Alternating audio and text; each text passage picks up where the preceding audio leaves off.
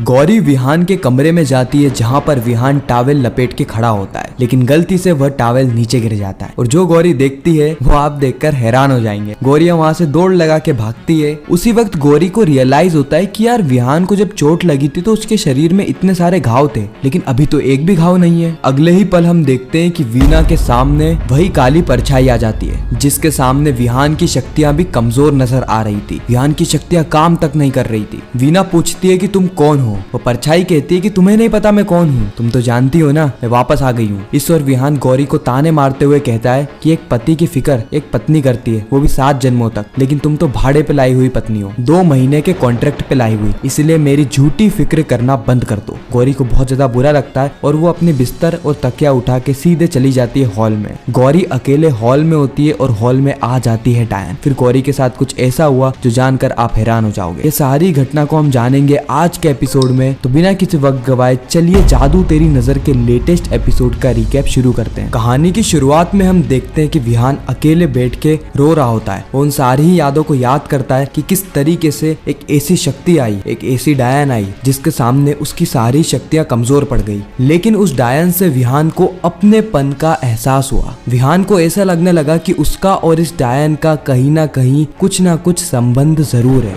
उसी वक्त वहाँ पर गौरी आ जाती है अर्जुन और हर्ष के साथ। विहान बहुत ज्यादा टेंशन में होता है और कहता है कि आखिर वह काली परछाई क्या है, आखिर क्यों वो बार बार मुझसे टकरा रही है, आखिर वो मुझसे कहना क्या चाहती है और मुझ पे हमला क्यों कर रही है। हजारों सवाल घूम रहे मेरे दिमाग में। गौरी यहाँ पर माहौल को ठंडा करते हुए कहती है कि लोगों के घर में ऐसी बातें होती है कि पड़ोस वाली डायन है, लेकिन हमारे घर में ऐसी बात होती है कि डायन कहीं पड़ोस वाली तो नहीं है। बहुत ही ज्यादा यूनिक घर है हमारा, पर ठीक है जैसा भी है, हमारी जिंदगी हमको ही झेलना है। उसके बाद हम देखते हैं कि गौरी विहान के लिए और सभी के लिए चाय बनाती है, जहाँ पर वो इतने ज्यादा शुगर के क्यूब डाल देती है कि पूरी चाय चाशनी बन जाती है। विहान एक सूप पीता है, उसके बाद वहाँ से निकल लेता है। हर्ष और अर्जुन भी चाय पीने से मना करते थे, ऐसी चाय पीने से अच्छा तो वो पानी पीकर ही सो जाए, लेकिन कोई भी चाय की बुराई नहीं करता है और गौरी को समझ में नहीं आ रहा होता है कि ये सभी लोग बिना चाय पिए यहाँ से क्यों चले गए। अगले ही पल हम देखते हैं कि वीना पूरे परिवार को कह रही होती है कि विहान की शादी हमने कैसी लड़की से करवा दी। शादी तो हमने यह सोच के करवाई थी कि विहान के और उस लड़की के भाग बढ़ जाएंगे, इन दोनों की जो मुसीबतें हैं वो कम हो जाएगी, विहान अपनी जिंदगी में खुश रहने लगेगा, उसके ऊपर से डायन का साया हट जाएगा, वह भी एक आम इंसान बन जाएगा। लेकिन हुआ क्या, हुआ एकदम उल्टा। शादी करने के बाद तो विहान की जिंदगी में मुसीबतें और बढ़ गई है, यहाँ तक कि अब तो वो अपनी शक्तियों का भी इस्तेमाल नहीं कर पा रहा है। बस डायन आ रही है, विहान पे हमला कर रही है, उसको चोट पहुंचा रही है और चली जा रही है। विहान की दादी वीना को समझाते हुए कहती है कि वीना ऐसा नहीं है, आज पहली बार विहान की शक्तियों का इस्तेमाल ना होने के बावजूद हमारे घर में दीपक जला था,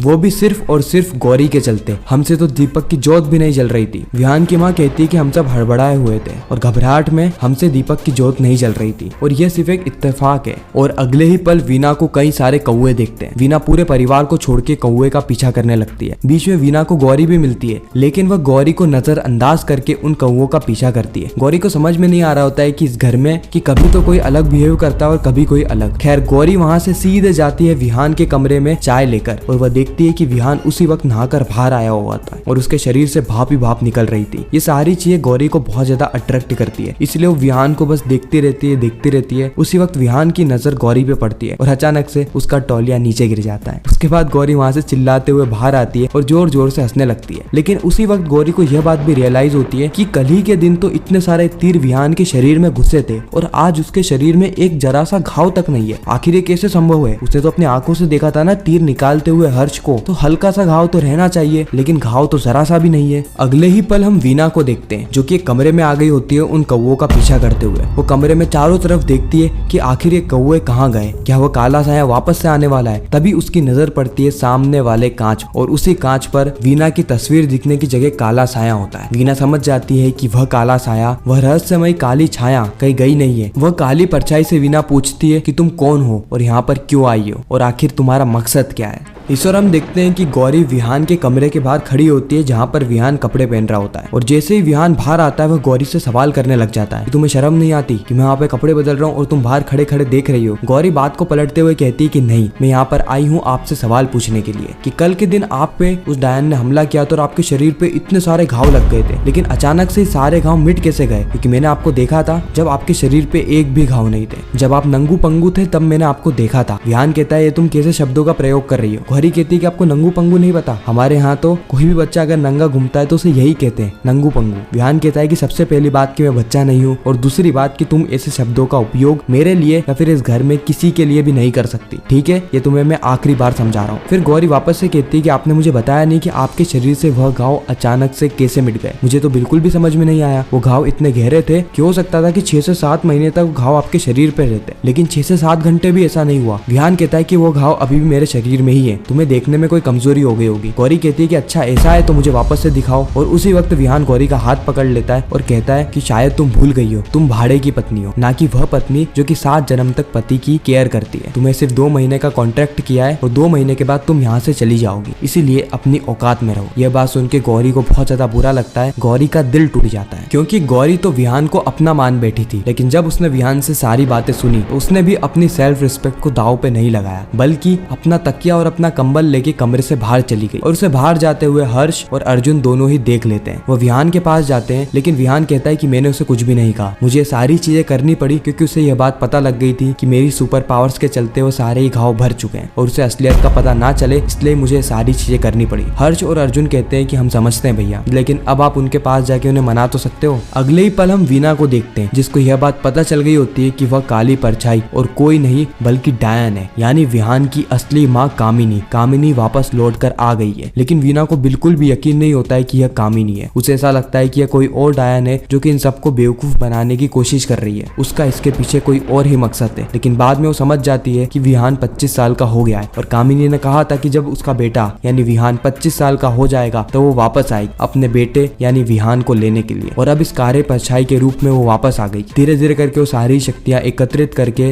विहान को पूरी तरीके से अपना बना लेगी, दावंश राज बना देगी। अगले ही पल हम देखते हैं कि जो गौरी है वो हॉल में जाके सोफे पर सो रही होती है। उसी वक्त विहान वहां पर आता है और गौरी को सॉरी कहता है। वो कहता है कि मैंने जो कुछ भी कहा गलती से कहा। गौरी कहती है कि ऐसी गलती भी कोई करता है क्या, और वैसे भी पत्नी को मनाने का काम पति का होता है जो कि 7 जन्मों तक ऐसा ही करता है। लेकिन आप तो भाड़े के हो ना, आप तो मुझे भाड़े पर लेकर आए हो, इसलिए आपका कोई भी हक नहीं बनता मुझे समझाने का। विहान कहता है कि ठीक है मैं तुम्हें समझा नहीं रहा, लेकिन अगर तुम चाहो तो तुम मेरे कमरे में आके सो सकते हो वापस से। अगर तुम्हें यहाँ पर कोई डरावनी आवाज सुनाई दे, तुम्हें किसी भी चीज से डर लगे तो तुम बेझिझक मेरे कमरे में आ जाना। गौरी कहती है कि मुझे नहीं आना। विहान कहता है फिर मैं गेट लगा लूंगा, और एक बार मैंने गेट लगा लिया तो तुम आ भी नहीं पाओगी। गौरी कहती है जो करना है वो करो, लेकिन मैं यहाँ से नहीं आने वाली। विहान वहाँ से चला जाता है और गौरी वहीं पर सो रही होती है। उसी वक्त उसे अजीब सी आवाजें सुनाई देती है। और इसी के साथ ये डरावना एपिसोड यहीं पर ही खत्म हो जाता है। इस ट्विस्ट और सस्पेंस के साथ कि कामिनी की अगली चाल क्या होगी और किस तरीके से विहान को हटियाना चाहती है, और यहाँ पर गौरी को कब उसकी शक्तियों का एहसास होगा, ये सारी चीजें हमें पता चलेगी जादू तेरी नजर के आने वाले एपिसोड्स में। बाकी आपको यह वीडियो कैसी लगी कमेंट सेक्शन में जरूर बताना। साथ ही और आप कौन कौन से नए शोज के रिकेप देखने चाहते हो वह भी कमेंट करना। मैं मिलता हूँ किसी नेक्स्ट इंटरेस्टिंग वीडियो में, जब तक के लिए गुड बाय।